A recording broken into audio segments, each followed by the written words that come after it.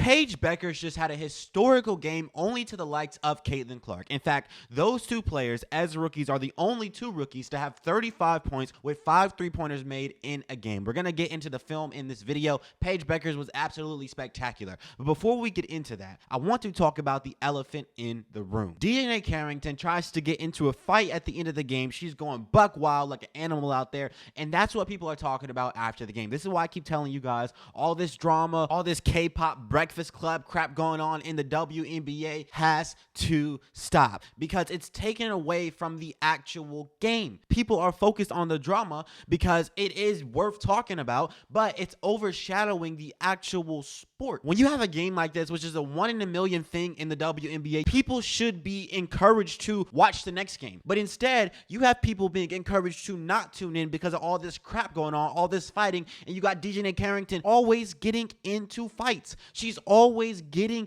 into trouble. She's been doing it since the beginning of my time watching the WNBA. Ever since we got into this league, she's been a problem, and she's not even that good, so why do teams even pay her money? I just don't get it. You're taking away from the performances we're seeing. You're taking away from people enjoying good basketball. People should be able to watch a Dallas Wings game without having to worry about seeing this woman go crazy. Nobody wants to see her pull somebody by the ponytail down to the ground. Please get these people out of the league, or put some reins on these things in the league so we can have professional basketball, and so we can focus on basketball. And after games like this, it'll make people want to tune back in for basketball, instead of having people wanting to not watch the next game because there's so much drama and you got these crazy women and the league is not doing anything about it, and so now you just don't want to support the league. It's taken away from basketball, all this drama, and it has to end. But now that we got that out the way, let's go ahead and look at what Paige Bueckers did in this game, because y'all, she was absolutely spectacular, and if you didn't get a chance to watch it, I watched it for you. Now I want you to look at this first play. Arike Ogunbowale is cutting into the paint. The defense collapses on her, and so she kicks it out to Paige Bueckers, and Paige Bueckers doesn't shoot the three. She goes into the paint. The defense collapses on her,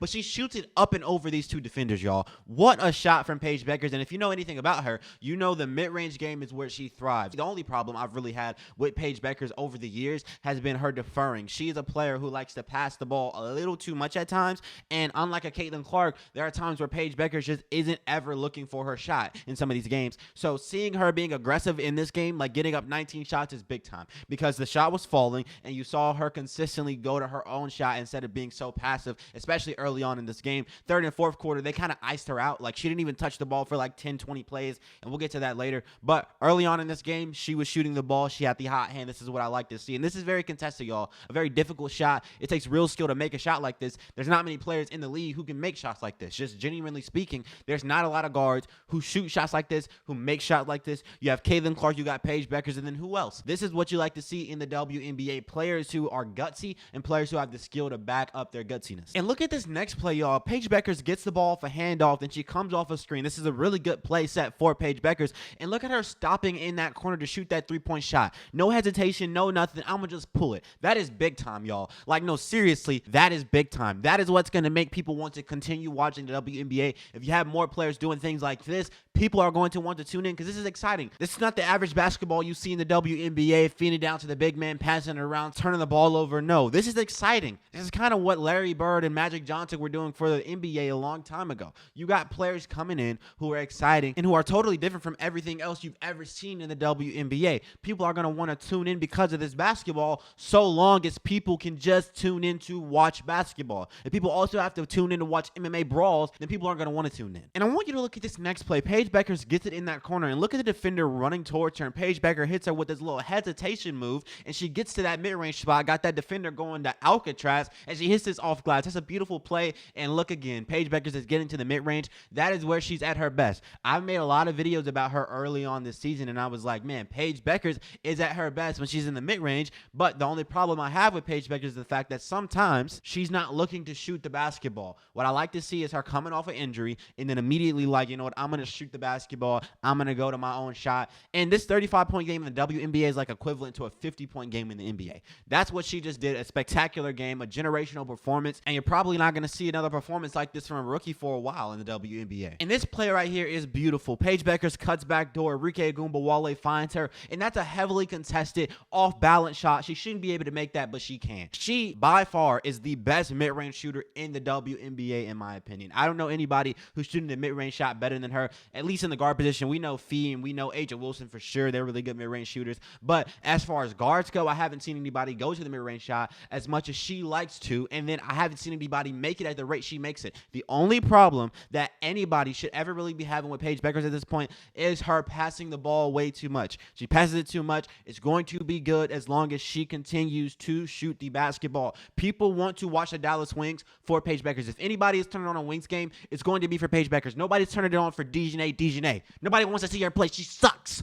in my opinion. I know she gets offensive rebounds, but that is nothing to me. Like, the defense, offensive rebounds, the effort she plays with is nothing to me. She misses all her doggone layups. She has no bag. Nobody's turning on the game to watch DiJonai Carrington. No one's turning on the game to watch Alyssa Smith. Nobody's turning on the game to watch Arike Ogunbowale chuck a whole bunch of shots and miss 70% of them. Nobody wants to see that. We want to see Paige Bueckers, so when she's out there, she has to shoot the basketball. One thing about Caitlin Clark is that when she gets out there, she's going to get her shots up. She's going to make it exciting. She's not going to have a game where she shoots 5 shots. Paige Bueckers has to be like that too. Every single game, give me at least 15. I love to see her shooting 19 in this game, but it has to continue on. I don't want to see next game Paige Bueckers have 13 points with 7 shot attempts. That would be horrible. She has to continue shooting the basketball, continue giving the people what they want to see, and this league is going to continue to grow. And I want you to look at this next play. Paige Bueckers comes off a screen. 2 defenders go with her. She makes the right pass to the player who's open. This is kind of like that Caitlin Clark gravity off that screen. And at this point in the game, Paige Bueckers has 12 points. So the defense has already made an adjustment. They're like, we're going to lock this chick up, or they're going to do their best. They're not going to succeed in that. But they're sending 2 bodies to her. So that's that Caitlin Clark gravity, 2 defenders going with her. She makes the right pass, and that's an assist. This is what you like to see from Paige Bueckers, using her IQ to make the right pass when the defensive attention comes. She doesn't just buckle when the attention does come. We are going to look at some of the plays where they were sending a lot of defensive attention to her, and she did kind of buckle, but she is, for the most part, able to make the right passes, which shows the other layer to her game. She's an amazing playmaker. She was like #1 in the league at a certain point in the season when it came to just pure assists, the total. So she has an amazing ability to pass the basketball along with being able to score, which is really great, and it adds to her game. And y'all can't tell me it's not cold, man. Look at this right here. She comes off this screen, bro. What a freaking shot in the mouth of the defender. Are you serious? Y'all can't tell me that's not cold, bro. Y'all can't tell me that's not exciting. That's definitely exciting. That is a crazy shot from Paige Bueckers, man. And the defense is right there. There's been a myth going around that in this game, Paige Bueckers did not experience any defense.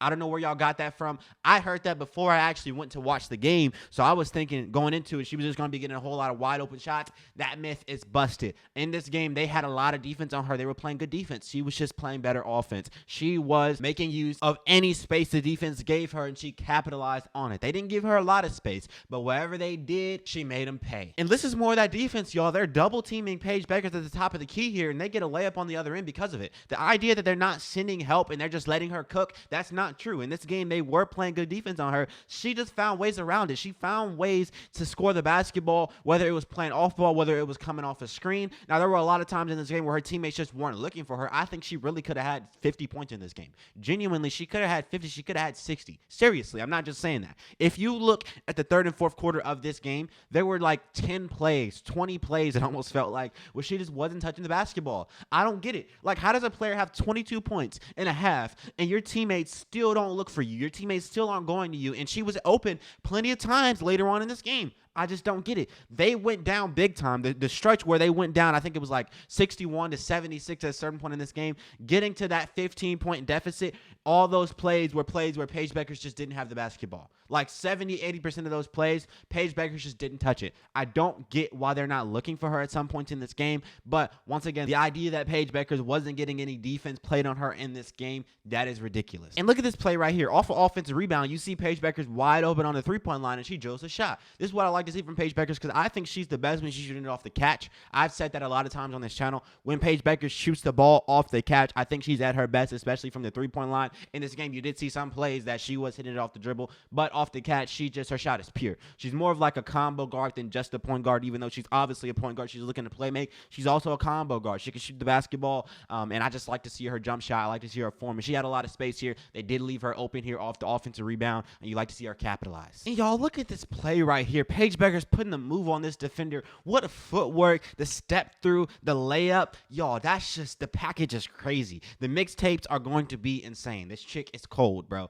Like, that is just amazing. That's good defense, better offense. That step through was pure, dude. This is the last play I'm going to show because I'm just going to show her up until the end of the first half. She had 22 points in the first half, y'all. The second half, it was just kind of a bad look for this Dallas Wings team. They just could not get anything going, especially on defense, and there was a lot of Paige Bueckers being iced out, so there wasn't too much film to show. Even though she did end up with 35 points, there just wasn't a lot to show. But I did like Paige Bueckers' performance in this game, and she was absolutely spectacular. On this channel, I wanted to give Paige Bueckers some love for this big-time performance because it was historical. It really was. You don't see this in the WNBA all too much. If Paige Bueckers keeps this up, this is going to be great for the league. I think the matchups between Caitlin Clark and Paige Bueckers, they're going to be exciting. They're going to be entertaining. Will Paige Bueckers ever be to the level of Caitlin Clark? Who knows? Who knows if these players will even ever be in the conversation with each other when it comes to skill level. But what I do think is going to be the case is these two players matching up and the games being exciting. Kind of like Steph Curry and Kyrie Irving always had exciting matchups, or whenever Kyrie Irving and Damian Lillard have exciting matchups, or even Steph Curry and Damian Lillard, like those type of exciting matchups, you're going to see them between Paige Bueckers and Caitlin Clark. And those players in the NBA, those players really aren't close in skill level. Curry is better than all those players. You know, Kyrie Irving has always been better than Dame in my opinion. Like, it's really not that close. But the games are still exciting even if the players aren't at the same skill level. When Steph Curry plays against James Harden, those games are exciting even though everyone and their mama knows Steph Curry has always been better than James Harden. So you can have fun games even if they aren't on the same skill level. Rivalries have nothing to do with how good you are. Steph Curry has always rivaled LeBron James, and LeBron James is like nearly the GOAT, and Steph Curry is my GOAT, but he's probably not the GOAT. You know what I mean? So it's going to be exciting basketball. It's not about which player is better. It's just about, can they give each other buckets? Can you make the games exciting? Will it be a game that'll cause like 3-4 million people to tune in? And I think Paige Bueckers, Caitlin Clark matchups can do that. But you got to drop all the drama because people aren't going to want to watch if Caitlin Clark's getting mauled by DiJonai Carrington every single time they go up against each other. But yeah, that's where I'm going to end off this video. I hope you guys enjoyed. I certainly did. Let me know what you guys want me to talk about next. But yeah, man, I'm out. Peace out.